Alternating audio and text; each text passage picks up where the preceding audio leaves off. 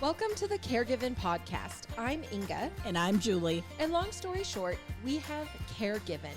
We are two momtrepreneurs who have built an in-home care business from the ground up, guided every step of the way by God's care and fueled by agape love. Almost 14 years later, we felt called to create this podcast as a resource for families with caregiving needs. Whether you care for a family member or are looking for advice on professional caregiving, we want this to be a platform to support you. Each week, we will come to you with encouraging stories of families who have found the right balance for their loved ones, tips for how to care for them and you, and much more. We hope you continue to join us each week as we share in this exciting new journey together.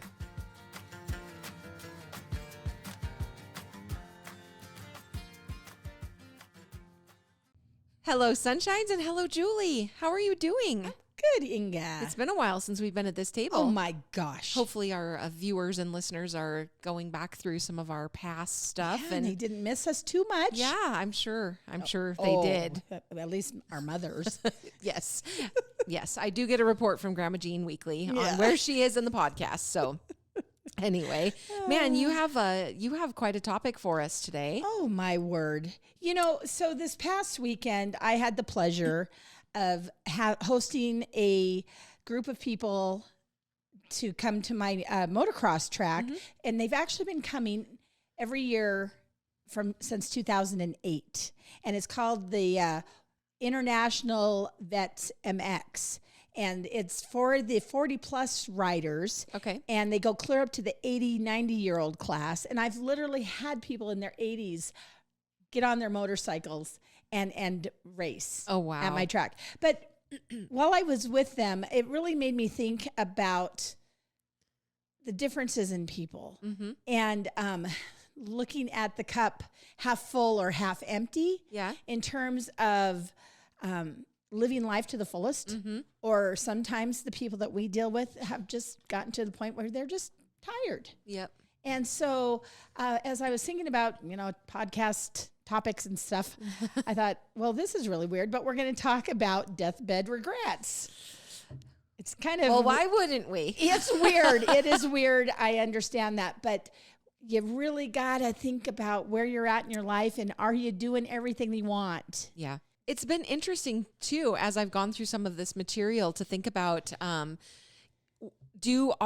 of these deathbed regrets, are they related to what we think they're supposed to be? Mm-hmm. Are they really truly genuine? Mm-hmm. Are they pieces of advice that, that someone at that stage in life is really I don't want to say qualified to give, but is it really relevant, or are they just saying the things that they think they're supposed to, versus like in this article that you brought, talking a little bit about the, are we better to get our advice from a 40-year-old or a 50-year-old who is going out and doing those races with you and living that life to the fullest extent? But we'll get into it later. So have you planned your funeral? I have got a really good start on it. Yeah? I know the things that I want. I know what my husband wants.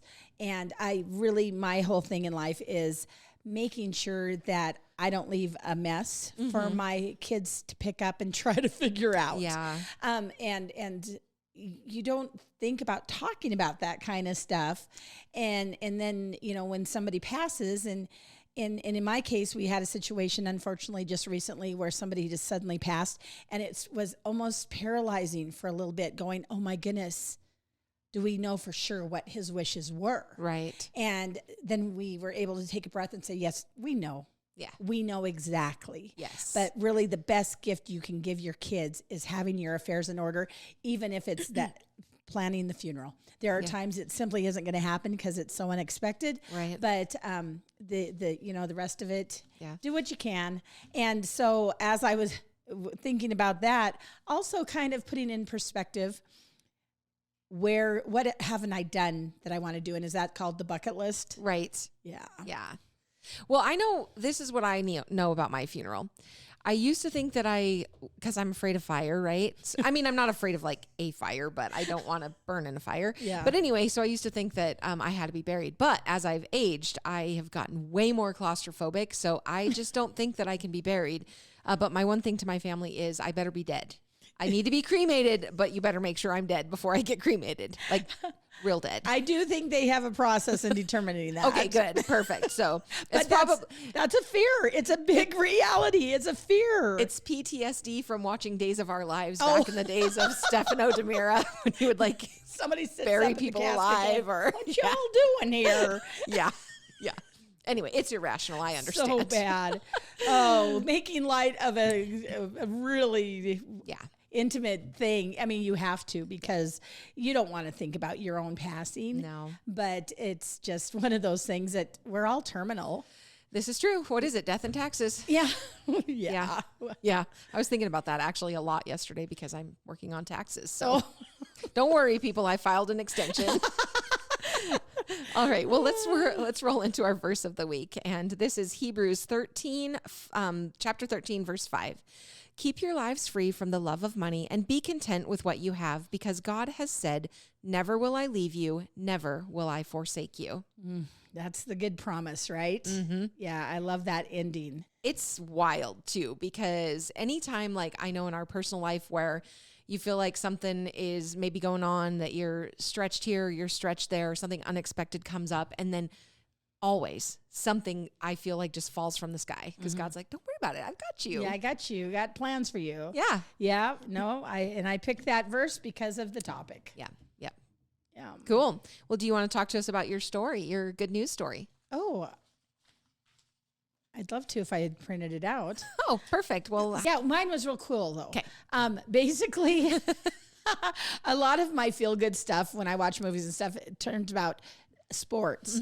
And this topic was actually about a whole football team and their coach were deaf. Oh, wow. Yeah. And they actually had lost every single season until this last year when they won every game and went into the championship. It'll be in the show notes. Okay. Oh, that's awesome. Isn't that fun? Yeah, that's pretty cool. Yeah. I don't quite know how they did it, but actually it might be better because, you know, in those big football stadiums, sometimes it gets so loud that the teams can't hear anyway. Maybe there's like heightened senses, other has ways. to be. Yeah. And they've got good ways of winking or something to give their yes, they can cues. communicate. So mine actually is, I'm going to give you sort of like Julie, just a little brief synopsis of it. And it's actually better to watch it. It's a video that I stumbled across and I thought, oh, it's so appropriate because this episode will be coming out on Memorial Day.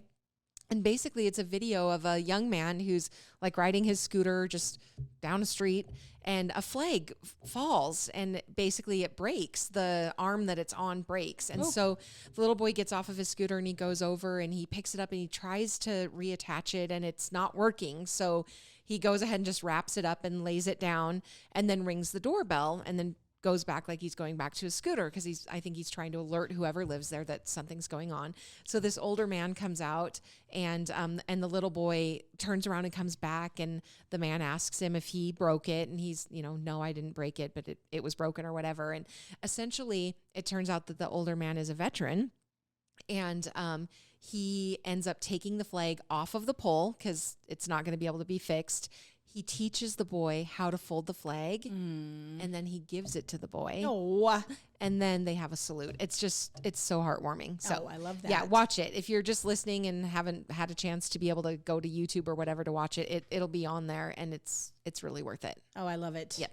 So that's my story. I love it. Yeah. So listeners, if you have a verse that you'd like to share with us or a good news story, any life advice, just anything that we can share, we'd love to hear from you. You can email those to thecaregivenpodcast@gmail.com. Yep. So let's do it, Julie. Let's get into our topic. Yeah. So the topic is deathbed regrets. Yep. And basically, how do we find out what really matters in life? Right. Some people and when are like, do we find that out? Right. Some people are thinking, well, let's talk to those that are closer to death than others. But then as we're reading all these materials, like you had said, there's some people that are like, well, the people that are saying these 5 most common regrets actually might have then romanticized or kind of got biased as memories, Right. as they're laying there, because they forget all the bad stuff, Right. just to remember the good stuff. Right. And what you had read that was really interesting was social stigma of, well, if I talk about, well, I really wanted to make more money or I needed to work harder, then are they perceived as shallow? Right. I know, because basically, I mean, there's some pretty general things that I think people probably think about are those deathbed regrets. And I'll just kind of touch on a few of them. The things about wishing that you had the courage to live more of a true and authentic life, right? More yourself, wishing you hadn't worked so hard, wishing that you had been able to express your feelings better or had more courage to do that, wishing that you had stayed in touch with friends and family, and wishing that you would let yourself be happier, right? But I think a lot of these things, like culturally, these are the things that you're supposed to wish for.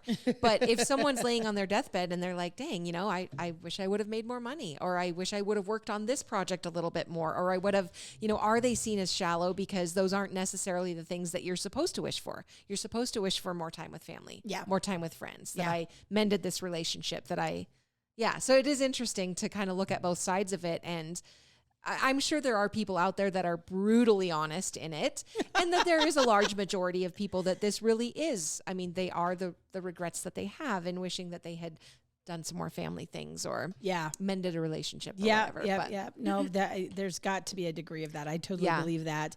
But basically, in wrapping all of that up is basically stop and smell the roses is one of the most common themes. Yes. And they do say that I wish I'd spent more time in the office. No one ever said that on a deathbed, but actually Google has over 40,000 hits on just that topic alone. So people are looking at that, which, it kind of cracks me up. So, but anyway, so what we're going to do is actually talk about the top 20 regrets from people on their deathbeds, and it's supposed to change your life. Really? Yes. Okay, well, let's do it. We're full of all of the advice today. So, the first thing that we need to make sure that you all are aware of, if you weren't, is that you and we and all of us are going to die someday. Yeah. It is inevitable. So, interesting from this article that it talks about basically pondering things can really be boiled down to two feelings that most likely you'll have at the end. One of two, either triumph or regret. I thought that was interesting. Well, and as I was pulling together this information, I thought about some of the, because we deal with hospice and we do deal with death quite often in this business. And that's one of our blessings to give to others is to be there with them during that hard time. And the one thing that has just rocked my world is there's two types of death. Yep. There's those that have made their peace and have their faith, whatever that may mean to them, and they're ready to go. Then we've had just not even enough on one hand to actually fought it to the end. And it was miserable and it was hard. Yes. And everybody around there was just in excruciating pain watching this person fight and claw something that they weren't going to win. Yeah.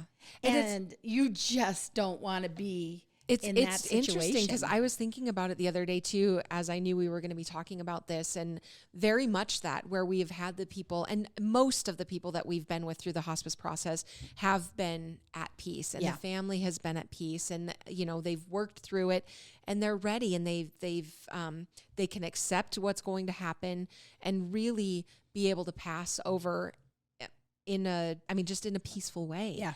But then the few that you've talked about, whatever it is that they haven't made peace with, they fight so hard, and it's just so devastating to watch and be a part of because they just can't let go. There's something that they have unfinished business in some way, whether that is, like you have said, they don't have their faith in order. They're not really sure what they believe, or maybe there is some outstanding things or unresolved issues with families or friends or whatnot, but I had tough. One family, mother was well into her 90s, and the daughter was just begging me to help her get her mom to sign the papers of end of life for financial reasons, for, the end of life, all of the things. But that lady who was in hospice in the nursing home, but we were still going in there to sit with her when the daughter was unable or needed to go rest, was still so mad and in denial that she was going to pass. She's like, when I get out of here, I'm going to do this and this and this. But to her own benefit, on the flip side there, until she had gotten sick just a week or two prior, she was the one that was still driving her friends to the doctor and all of those things. So she really thought she was invincible. Yeah, she was like, this is not the end for me. I have things to do still. Exactly. But meanwhile, she was so adamant that nothing was ever going to happen to her. Oh. It left her daughter in complete flux. Yeah. You know, she was just like, I don't know how I'm even going to deal with the banks and the insurance and everything. And we ended up being able to get Mother convinced that just let her help you. Right. And she just barely started to give a little bit, enough to help the daughter when things did come to the end. You definitely want to be talking about those things, you know, earlier on, because when it comes time that it is the crisis, that's the hardest time to be having those conversations. On that stuff when you would just rather be sitting there gently holding somebody's hand or doing what it is that you need. If you can get the business stuff taken care of when everybody's all in their right minds and that, you know, that's the best way to do it. For sure. Now, just that being said, I do not always practice what I preach. But I'm working on it. Yes. So the top 20 regrets. So number 1, I wish I wouldn't have compared myself to others. Isn't that interesting? Everybody struggles with this, but there's nearly nothing that's so detrimental to fulfillment. Instead of comparing yourself to your friends, family, or idols, reflect on how far you've come as a person, even if it's just the person you were yesterday. I love the thought of the only person I am competing with is the person I was yesterday. Yeah. That's who I want to be better than today and tomorrow and the next day. And that's how you really have to look at it. Yeah. And it's hard. And it's really hard in the times that we live in when you think about social media and everything is so out there for everyone to see. But for the most part, we don't put the bad stuff on there. So you might be comparing yourself to somebody's Instagram account. And you have no idea that they had a really, really bad thing happen that day. But everybody's got a great. Story. Everybody's got a story. And speaking of pictures. So this past weekend that I was talking about, I had all of these racers coming from Southern California, Arizona, Washington, Canada. It just all of these people come to my little motorcycle track, but they all were taking pictures. And I had some pictures that I felt were extremely unflattering because just because I was dirty and it was, anyway, I just looked at them and instead of being mad about it or embarrassed, I was like, well, that's what I looked like. I should have probably brushed my hair that day. But it was one of those things that I just laughed and I was like, I can't be upset about this. Yeah. And you know what? That is what they saw and that is who they loved. Yes. So I'm going to love myself as well. Absolutely. Absolutely. I love that. Second, I wish I'd taken action and dove in head first. So basically it's that concept of there's not necessarily just one right way, right? You just have to do it. And so many times in life we think about like, oh, well, if I just make this perfect, then it will allow me to do that. And we're so focused on that you never get to where you're actually ready to just get in there and do it, right? You get paralyzed by the idea that they don't want to do it because they worry that they're not ready to do it. And so you don't dive in and take that action. Take that risk. Yeah, just take the risk, right? But basically what's worse, dedicating time to your dream each day and seeing snail-like progress with it or like really going for it. So yeah, just dive in, take that action. And what's the worst that happens? I love that. Yeah. I love that. Number 3, I wish I'd tuned the world out more. I'm pretty good at that one. Yeah? Yeah. Because like Kevin, he will... Obviously, I try to stay, relatively current on events that are going on in the world, but I can't spend my whole day listening to and watching because it just drives me insane. And then you're just so angry and so anxious about everything that's going on. I'm like, I have to tune it out. Yeah. So I just have Kevin tell me like the highlights. Yeah. Yep. So they just say basically take time to tune out, take a walk, turn off your phone, Don't always be on the boob tube. You know, those kinds of things. So I wish I'd tuned the world out more. Yep. And this kind of goes back to the one that I did as number 2, but I wish I didn't wait to start it tomorrow. No. It's just, there's always going to be an excuse, right? You can always say, oh, I need to wait till tomorrow for this or that or whatever, but just take action. Do it. Start today. Well, that's just it. You can always validate your inaction, but then nothing gets done. Yep. You know, so let's not do that. Number 5, I wish I'd taken more chances. The fear of rejection or failure dissipates in the world of death. The pretty girl you didn't ask out on the date, the job you didn't apply for because you felt underqualified, or the business you believed in but didn't start will weigh heavier on your shoulders than falling flat on your face and learning. It's really amazing. And that's one thing that I love about you and me and Kevin's partnership is that we've not been afraid to take those risks or to take those chances. And it's crazy to me because we just go into it believing that it's going to work, and somehow it always works. Yeah. No, that's taking a risk is risky. Yep. There's my And it doesn't have to be huge, right? I mean, chances for people are going to be different, but just take the chance. Yeah, I love it. Yeah. I love it so much. I wish I would have kept going. Even if you're brave enough to take the chances, failure happens. Where this failure can turn into major regret, however, is the decision to quit. And what do they say? There is a study out there about talking about people are usually so close to making it, to getting whatever it was that they wanted, but they get 80, 90% there and they stop. Yeah. Because they just weren't willing to take that next step. Yeah, that's wild. And so that was a decision to quit. Yeah. Yep. I wish I'd told others how much I love them. And you hear this all the time.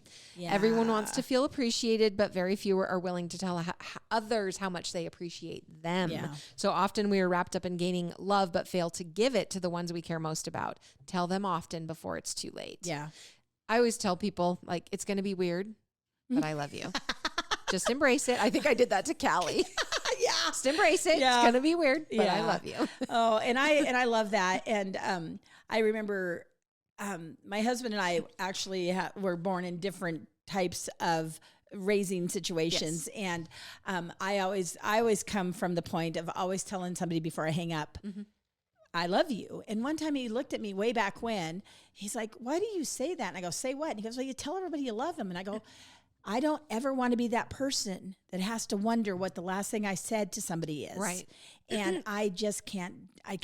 Right. I can't tolerate that. I need people to know I love them. And then it's so funny and probably weird, but even here at work, there have been a few times that I as I hang up with somebody, I go, okay, bye-bye, I love you. Hang up. And then they go, oh, I just told them I love them. But Did I just tell the president of the Chamber of Commerce that I love them? I think I might have. But the majority of people, if you say that, they'll say, I love you too. And it's one of those things where you kind of train yourself. It's funny. I love it. Yes. Oh, Inga, I love you. Oh, I love you too, Julie. Alyssa. I wish you all could see Alyssa's face. She's like, it is weird. thumbs up. That's what we She get. gave me a thumbs up, but yeah. All right. I wish I was content with what I have. Oh. Be it more money, more recognition, more options. We always want more of something. Yeah. Very few are able to take an honest step back and recognize that what they have is more than enough. Yeah. It's always good to want more from life, but it's essential to truly appreciate what you have. There's so much truth to that. I think for those that are feeling empty, they're trying to fill their cup with stuff that doesn't matter. Right. And what they're not doing is filling their cup with that stuff that's sustainable or the important stuff. Yeah. And so that's kind of why we always gather more material, because we're trying to fill instead of finding happiness in just what we have. Yeah. And that's a big deal. Very true. Yep. Oh, how come I get this one? Just it landed how it here landed. We go. Speaking of pictures, I wish I took better care of my body. Let's see. We're supposed to take care of ourselves. Is synonymous with a chiseled six-pack. Yeah, not gonna happen. This is by no means true. Making healthy choices is important in all facets of life, but not just physical exercise. Not eating junk food, not smoking a pack of cigarettes a day, and not drinking every weekend are 3 pretty easy ways to start. So I just did the home visit earlier this week, and it was so cute. It's for a gentleman that has dementia, and he's a pretty good eater, but at times will make poor choices. So literally I got there, and the daughter was telling me that, the caregiver that's here right now, she prepared this beautiful lunch, and Dad declined and opted instead for a donut and a beer. But I figure, you know what? Yeah. I think he's in his 80s or 90s. Yeah. Every now and again, just have the donut and the beer. Yeah. As long as it's okay for your health. Yeah. Right. Well, and regardless, we as a society are heavier than we should be. Right. But still, get out there and take that walk. Yeah. Don't be just sitting on the TV. Get out. The more you engage, the better it is. There's a lot of little things that you can do that really do add little up things, to and a lot. as long as you are healthy for your condition, just don't ever give up. Yep. Okay. I wish I'd listened more to others. Oh no. Everyone thinks that they're right all the time, and everyone has opinions that they sometimes force onto others. It's all right to have them, but it's more important to have the ability to listen. Even if you don't agree with a point of view, challenge yourself to hear others out without passing judgment. I think we get a lot of that listening here. Yeah. Just because of the amount of people that we are working with, 100 clients, 60, 70 caregivers. So you're constantly, and every person is different in the way that they communicate. And the way we deal with them. We have to learn them.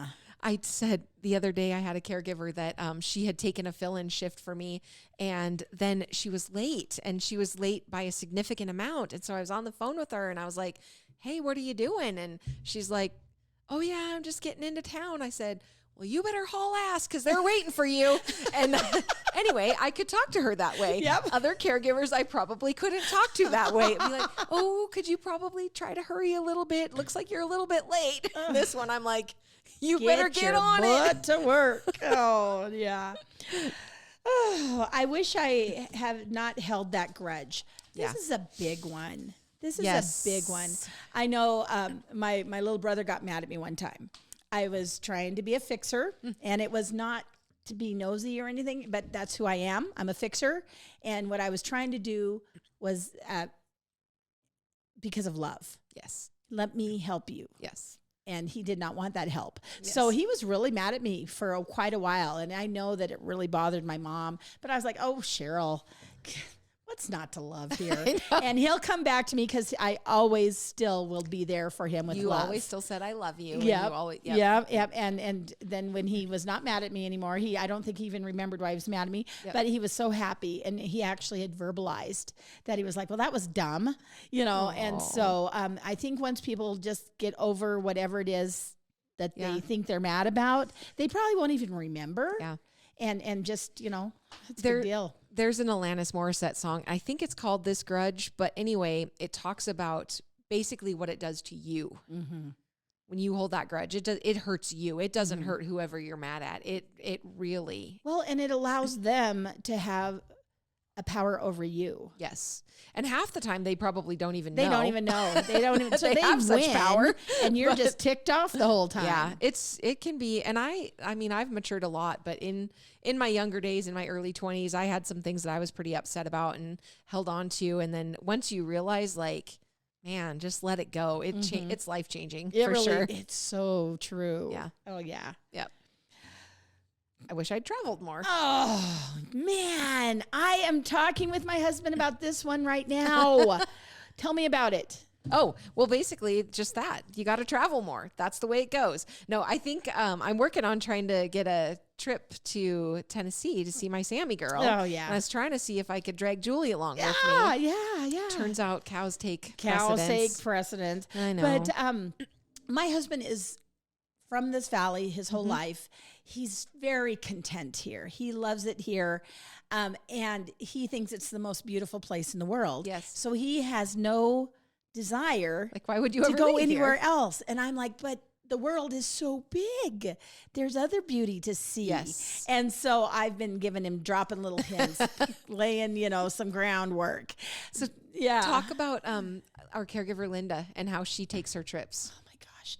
We have the sweetest caregiver. She works so hard and I just adore her. She is mad. If she doesn't have a shift every single day of the week, she's really mad about it. Why am I not scheduled? Yeah. Her whole self-worth is in her work. Yes. And serving others. Yes. But she came to me one Monday and she goes, oh my gosh, I went on a trip. And I go, you did? Because I knew she'd been working all week. And I'm like, oh, did you not go to work or what? I thought you were clocked in. Anyway, I go, tell me about your trip. And she goes, well, when there's days that I feel like I want to go somewhere, I just sit down with my big map and I take my finger along the road that I would drive and envision the things that I would see and the people I would hear talk. And then I get to the ocean and I just envision the ocean. And I was just like, that is the sweetest thing I've ever heard in my life. It's pretty brilliant. Yeah. And it's what she needs to fulfill her desire to travel because she's just doesn't really want to go, but yet she's found a way to do that. Yeah, I love that so much. Yeah. Okay, this is a good one for me. I wish I'd have laughed it off.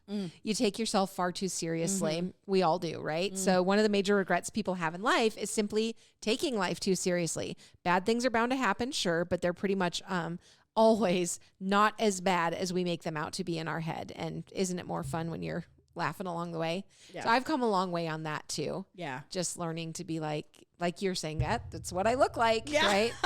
This is what it is. And how much greater life is when you get to laugh along the way. Yep. This is another one of those things with my darling husband where I will chuckle a lot. And if he's getting mad because of something and I start laughing, I only make him madder. But then he says, why are you laughing? And I'm because if you really stop and look at it, it's not that big of a deal. Yeah. And I've gotten to the point, I think it's because of the work we do, where there's a lot of heavy stuff that happens. Yeah. When you're dealing with people and they're not feeling good, they've got chronic pain or whatever, boy, it's easy to fall down in that abyss of just your self. Just the darkness of darkness and heavy and illness. And I really feel that if I have an owie on my arm and all I think about is my arm, it hurts. It hurts. It's never going to get better. Yeah. But so, there are times that you have to be appropriate. I totally get that. But 90% of the time I choose to laugh. Yes. Only because also for my mental health. Well, Julie, even as we talked about, you had the unexpected passing of your younger brother. And at the funeral, it was the best funeral I've ever been to because it was so authentic and all of the siblings and everyone that spoke, there was humor to go along with it. And I just know that about your family, right? So I don't know, you don't think about a funeral being good, but it was good because there was a lot of just levity and this is, I don't know, just honesty, authenticity. Oh, I love that. Mother's going to love to hear that. Yeah, I was great. And all your siblings are hilarious. I love that you were supposed to do, what was it, the Lord's Prayer? I had one job. You had I one was job, supposed to read the Lord's Prayer. And then you had a 10, 15 minute discussion. And then your sister had to remind you about the Lord's Prayer. Yes. The one job. No. Anyway, so yes. Oh, yes. Well, thank you for that. Yeah. But yeah, you can't always look at the dark side because you're going to be miserable and life is not supposed to be that way. Yeah. Yep. Okay. This one, I wish I'd have left work at work for only 40 hours a week. That's an interesting one to me because I think about it a lot. And even at this job, I like being here. So it doesn't always feel like work for me. And a lot of times, the easiest time for me to get things done is actually after 5 o'clock when it's quiet. So if I can have an hour or 2 hours after that. So I know I'm, maybe doing more than 40 hours, but it doesn't feel like that or seem like that. And I don't feel like it's taking away from other things at home. That work-life balance. Yeah. Yeah. Well, and to be fair, there are times when I am gone, so I feel like I need to be here. So maybe I still am not at 40. Well, the other thing that you and I have to work on that balance that we're talking about, and everybody that is listening to us, is with us as business owners, you can't just shut it off. Right. Even though you're enjoying another activity or you're watching a movie or whatever, the phone may ring or any of that. Right. But you still have to figure out how to not let it ruin your day. Oh, sure. Or, you know what? I have to make this call. I'm going to make this call. Then I'm going to shut my brain off that again until the next whatever. Well, and I even find, and these are tricks that I've learned from you. So we do call, right? Every week we rotate and one of us gets call. And it used to be for me, if a call came in, I would just panic over, I have to have this finished in 10 seconds. And if it's not finished and fixed in 10 seconds, then my world's going to implode. Well, I've learned that. So like, for instance, last weekend, got a call on a gentleman that needed something, needed an extra shift the next day. I was in the middle of something with my family and with some friends of ours. And so I was like, okay, I'm going to finish what I'm doing with my family and friends. It's not until tomorrow. I've got some time to work it out. It'll be okay. Yeah. So balance. I'm learning. Yeah. Well, and it's really interesting. We didn't realize this one time when one gal was helping us with call rotation, she literally would sit at home and not do anything because she was so afraid the phone was going to ring. Once she verbalized that to us, we were like, oh my word. I don't know how many times I've had to answer the phone for work, and I was at a basketball game or I was in the middle of the crowds and people could hear mooing.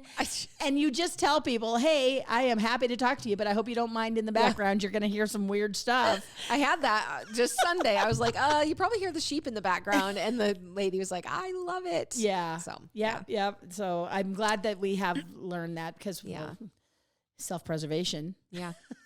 This is a big one that I wish I had stayed in touch with friends. Oh. And I think you hear that a lot.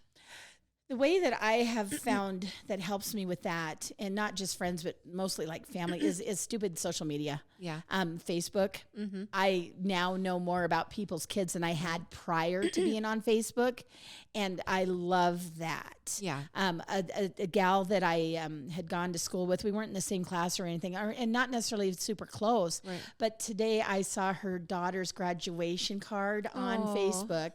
And I didn't realize that this was now her baby. So she'll now be in the empty nest category. And she was just a beautiful girl. And it was so nice to know that that family was going through that, because I remember when my kids were graduating, the anticipation of the big event and then what they would do with their lives. Yes. And my cousins, oh my gosh, they've got kids that are just doing every sport and this and that. And you feel like you're more of a part of it. It is good. I think you can stay in touch a little better. And I'm terrible in terms of being the one that socializes like weekly or has scheduled things. And, but I always try to put out there to my friends, and I think they know that when you need me, I will be there. That's right. We travel a ton. We're doing sheep stuff a lot. We've got so many barn chores and things like that. But I think, make it pretty well known that I'm here if you need me. And I will be there for Friendsgiving and the Christmas party. Yeah. Oh, that's cute. Yeah. I wish I was more aware of the real world around me. And this one says, I don't believe this is a huge concern for people currently on their deathbeds, but for the millennium generation, this will be a huge regret. We're constantly plugged in everywhere we go. This encourages us to unconsciously ignore the beauty that surrounds us every day. Unplug and look up. Yep. You'll be more satisfied with what you find rather than the drama on social media. Yeah. So that would be me as we're traveling. I should probably stop and look around versus just playing Yahtzee on my phone. Well, I went to dinner the other night and I had my phone and I just put it to the side. And as I was looking around, a large percentage of everybody wasn't talking to the person that they were sitting with. I know. Yeah. And they were all looking at that darn screen. And I was like, wow, I have chosen to sit here, and it was a really pretty restaurant. I want to enjoy this. I want to enjoy the food and go from there. But you have to think about it because it's so easy to get sucked back in. Yeah. Yep. Huh. I wish I had more confidence in myself. I think this is a huge, huge, huge thing for a lot of people. I wish everybody in high school had this. Yes. It would help a lot of situations. And it's just wild to me because everybody thinks that somebody else is doing better, and they don't really have an understanding or an appreciation for they're probably, for the most part, all going through the same thing on some level. We're all dysfunctional. Yeah. But it is wild. And it goes back to that, like, stop taking yourself so seriously type thing, you know, be able to laugh it off a little bit. Yeah. Because I think with confidence and with that, being real. People love real. Yeah. Right? So if you are just your real self. Yeah. Isn't there a thing on TikTok that's going around like my mom told me to just be myself and people would like me? Yeah. And then they do weird stuff. I'm like, yes, I love that. Let's all do that. Yeah. Yeah. No, trying not to, just getting out of that mold. You know, that's a really big deal. Yep. I wish I trusted my intuition. That's that little voice in the back of your head. Is there for a reason. Sadly, for many of us, that voice can be self-defeating and quite harsh about life. There are other occasions where that voice is a megaphone for the heart, telling you what you truly desire and deeply want. Listen to it. Oh, my grandma Effie was always like, listen to your gut. Yep. Listen to your gut. Trust your gut. And it is not wrong. For good and for bad. Yeah, I would agree with that. You know, that little spidey sense you get. Yeah, listen to it. Pay attention. Yeah. I wish I ran with a better crowd. Oh, Inga. Okay. Tell you that every day. It says, choose to believe this or not, but you are a direct result of the people you surround yourself with. Oh my. If you run with idiots, chances are high that you will become one. The beauty of life is that we have a conscious choice on who we spend our time with and what we spend our time doing. Basically, Monday night was a testament, and I've said it to I don't know if I've said it to you yet, Alyssa, but I said it to Kevin and Bailey. We had an event that we were doing our 4-H tagging and weigh-in, and I had asked for some help from like Alyssa and Ty and then other friends of ours to put on a skill-a-thon and to help do a handling clinic with the sheep. And at the end of that event, I told my family, I'm like, I am so proud of the people that we surround ourselves with. Yeah. Because I know that these people are going to show up and that they're going to do the best that they can and they're going to do it with good intentions. And I'm proud of the people. Yeah. Yeah. Including you. Oh, thank you. Yeah, I know you came into work the next day and said that exact same thing to me. Yeah. And I just love that. Yep. It's so important. Yeah, that so you think feel about that. that. Like, are you proud of the people that you spend time with and the things that you do when you're with?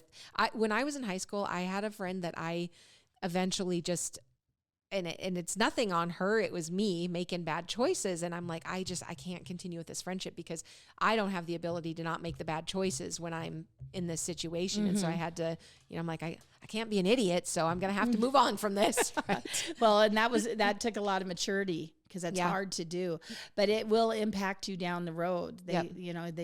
Everybody says you are who you hang out with. Yep. Yeah. It's like, what is it? Do you want to soar with the eagles or do something with the turkeys? I want to be an eagle. No, that's what I'm doing. No so turkeys. Thank you for being eagles with me. Yes, no turkeys. I wish I walked the walk. Far too many people are good at vocalizing the life they want, but are horrendous at putting a plan into action to get there. It's not enough to dream out loud or quietly in your head. You must absolutely need to put yourself out there and leap into action. We can all relate to the struggles and battles that life brings, but that doesn't mean we have to roll over and take it. It's tough, sure, but anything that's worthwhile is. It really comes down to a simple choice: struggling for fulfillment now, or wish you did it in the final moments that you were alive. Only you can decide. Yeah. Oof. And I think you'll find it's worth it. Oh my gosh. Yes. Well, that was kind of a different type of topic, but I think it's really important. I hope it's kind of just life lessons in general. And I love it. Yeah. Well, why don't you wind us down with a grandma saying? Don't put all your eggs in one basket. And a simple yet profound meaning in this old saying applied to many areas of life. It simply means diversifying yourself, your time, your energy, and your money. Learn everything you can. Take care of your whole being. Invest yourself in relationships. Don't ever extend your resources, and don't hyper-focus on any one money-making adventure. There you go. I thought it was in case you tripped with the basket and broke all your eggs. Yeah, I was literally thinking eggs.